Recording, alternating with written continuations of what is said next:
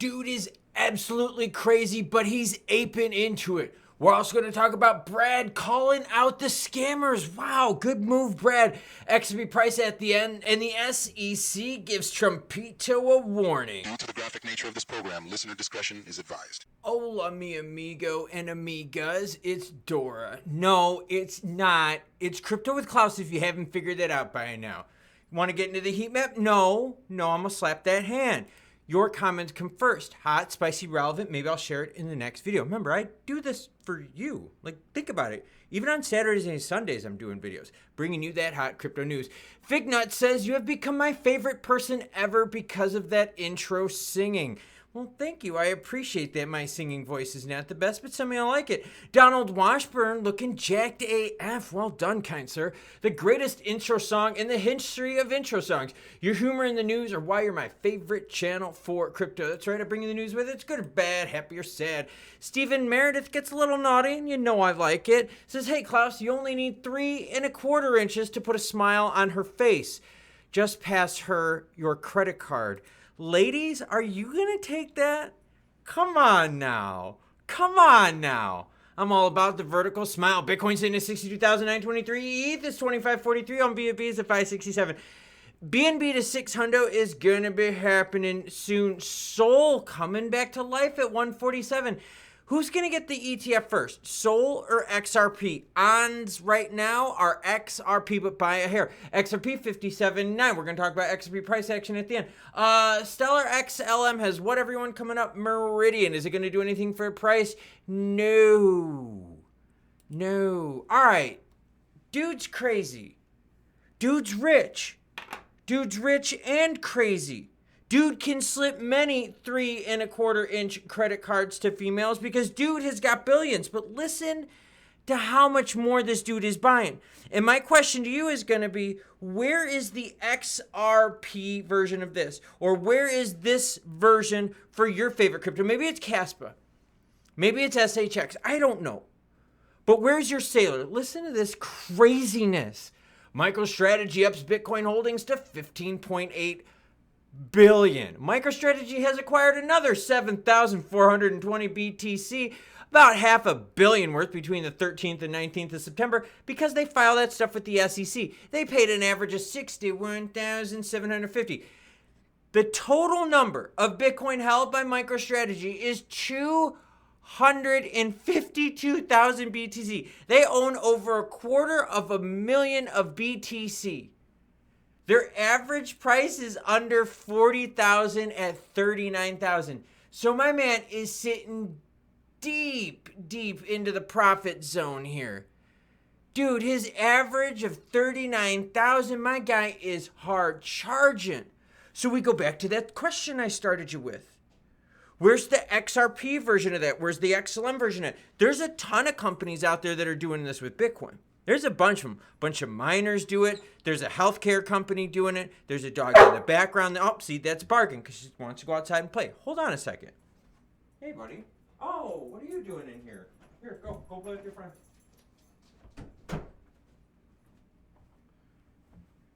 Sorry about that. I didn't realize that Lucas was hanging out in the studio. But seriously, where's your favorite cryptos version of a sailor where they're just going nuts into it? SEC Trumpito, a little bit of a warning. SEC Commissioner Mark Ueda confirmed that Donald Trump's DeFi project, World Liberty Financial, will face the same regulatory framework as other crypto firms. And the reason I'm bringing this up is because we've seen how rough it's been for other crypto firms.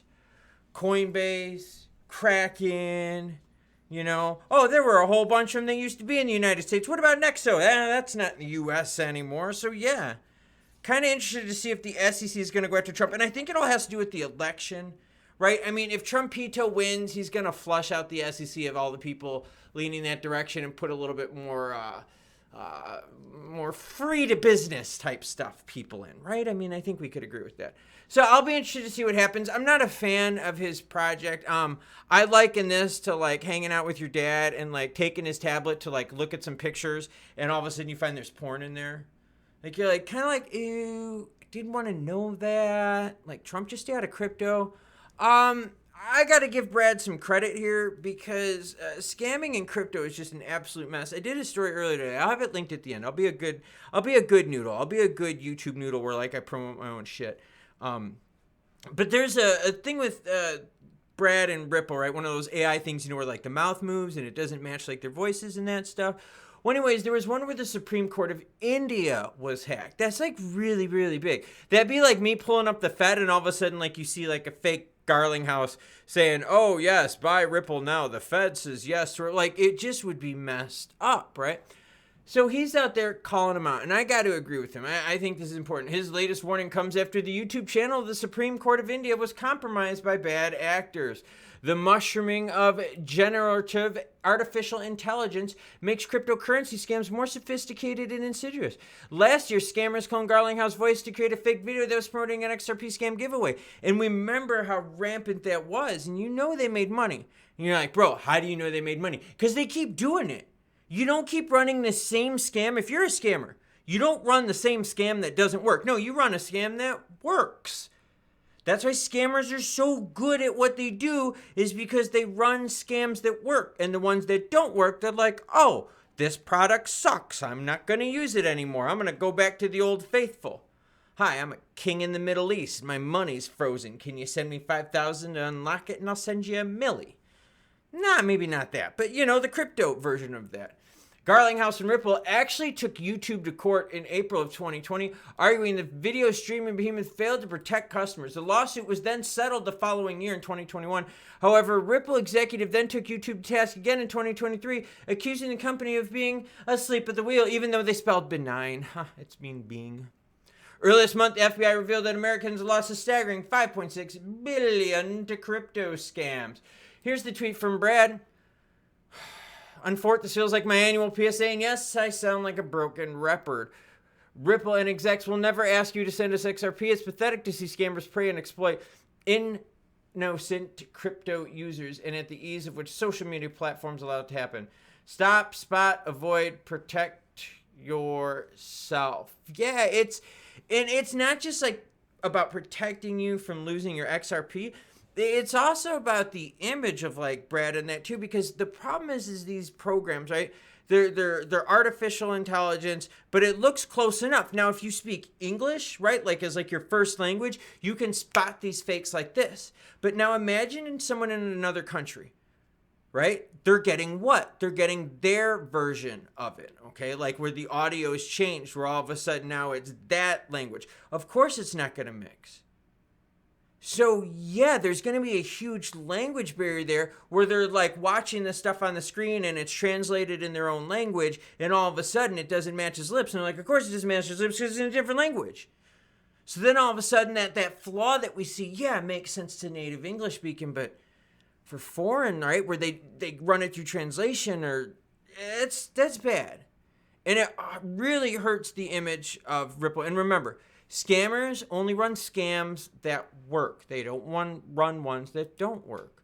Now, the price of XRP, what I've got up on the screen is 1-day candlesticks. It only takes 1 second to hit the subscribe button, and that's free, by the way. But 1-day candlesticks up on the screen. I wanted to highlight this to show you there have been some pretty big short-term plays. In August, we had a good run. In July, there was some big, juicy action to take there on the short term. In terms of long-term hodlers, it's been not the best. I mean, especially if you bought in some of those bigger zones, 70 cents up north, you've been waiting for a while to get that action back up. But with the Fed's 50 basis point cut, we could really see more floor support for XRP, which is going to be great. And that's what you've seen. You've seen an increase of floor support over the years. This trend right here was not a good one. So what we need to see now is see how this is breaking down here. We need to see this buck the trend and break on upwards through the 75-cent range here soon.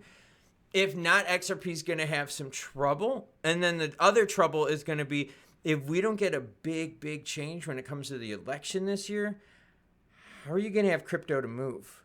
So you really need to follow this election stuff closely because it's going to be tied to a lot of money. If the Democrats, keep things the way it is, you really think crypto's going to boom with Gare Bear and the SEC in the House? Or if Gare Bear gets promoted to some bigger position where he'd have even more control, then they would just point Gare Bear 2.0. Maybe Gare Care for Carrie. It's a chick. Now they maybe make a chick version who's just like Gare Bear. Hopefully she's got hair. So, yeah, it's tied to the election. It does not get any easier. Super salted strawberry lemonade. I had a really hard run earlier.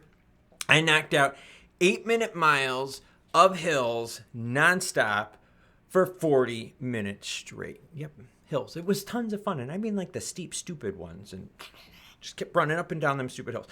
Anyways, the election, it is going to be big.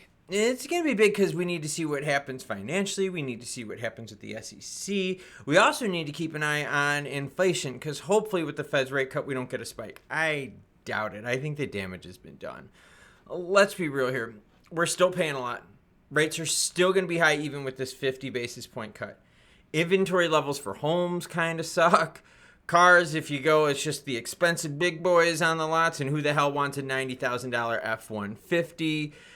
Jobs, not looking the best. We're seeing lots of layoffs and stuff like that out there. So, no, the economy's not in the best shape. So, it's going to take quite a few more rate hikes for that impact to really hit the retail market, to really free up your spending.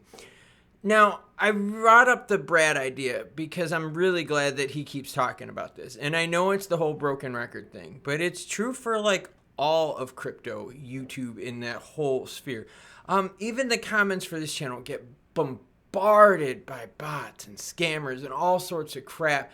And it takes so much time to go through it, to delete it, to clear it out, to submit it. You do the stupid little report where you click on it, and then sometimes, guess what? It doesn't even take effect. You go to the community tab, you put the little naughty word in there, and then all of a sudden that doesn't work for like the first 48 hours, and you're like, oh my God, come on. So it's rampant. And what makes me think about this is what ruined AOL and AOL chats? Bots, right? What ruined Craigslist? Scammers, spam, and bots. What ruined most of Web 2.0? Bots, scammers. Notice a trend here? They're going after the tech, and it really makes you wonder who's going after it. And obviously it's grifters, and remember, they only grift if it makes them money. So what I'm going to do right now is I am going to recover a little bit because I got to knock out 30 miles of running this weekend. Gross. I got to do hills in the heat, and I'm still not 100%. And 30 miles of hills. This is fucking stupid. Well, either way, I got 5 miles of it done already, so I technically have 25 miles left. So, choo-choo Klaus. Later.